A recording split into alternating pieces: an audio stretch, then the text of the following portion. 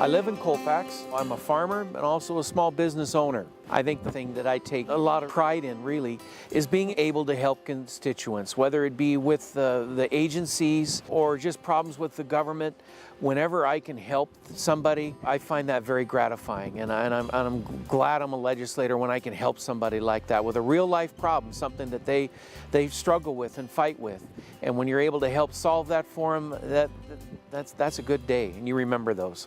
I had watched so many of our small communities suffer, and I watched the businesses move, and when the businesses move, the people move because there's no work.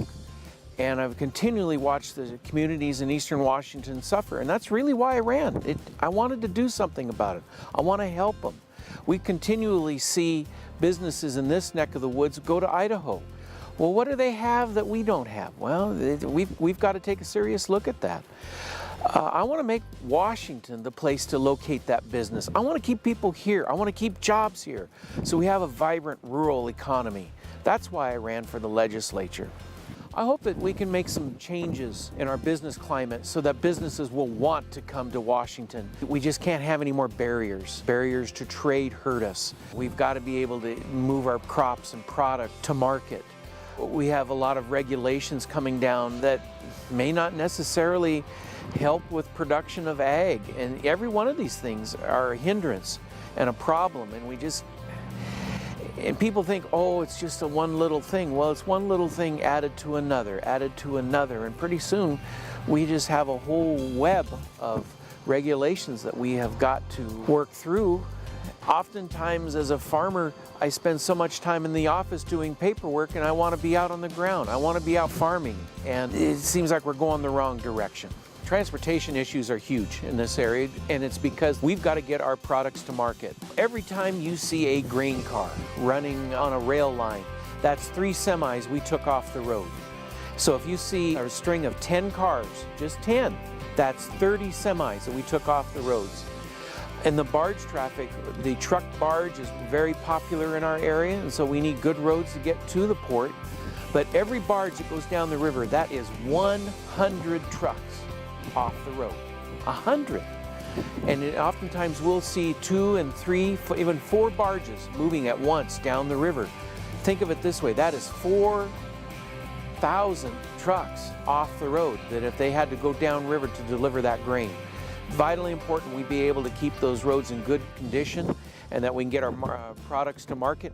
I think that the banks are a necessary source of capital. Not everyone can be self-financing, and boy, when capital tightens up, it affects everyone. You'll see guys often go out of business because they can't get access to capital. The fertilizer dealer has to be paid, the seed dealer has to be paid, the fuel dealer needs to be paid, and all these different things. And if you don't have timely access to money, it can put a real damper on business operations. I think we've lost the element of common sense in a lot of these regulations and what we do. And it doesn't really add any more safety to our products or any of the other desired outcomes. It's just another necessary burden and paperwork. And I think the B&O tax on small business it's just another hammer driving a nail. You want businesses to come here?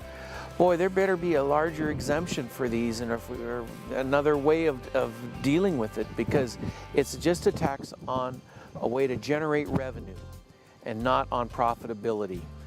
And it's something that it's just one of those things we're going to have to take a serious look at for the future of our small business bid. I'm a second-generation farmer. When you have challenges and problems, you've got to solve them. You don't have options. You have to fix them. And I also know the value of a dollar.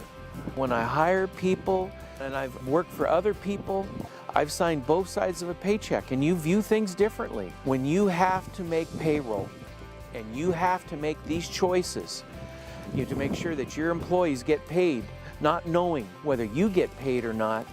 I think that's very valuable, and you learn the meaning of a dollar and how important it is. I think one of the most important things that we've got to do is we've got to get Washington working again.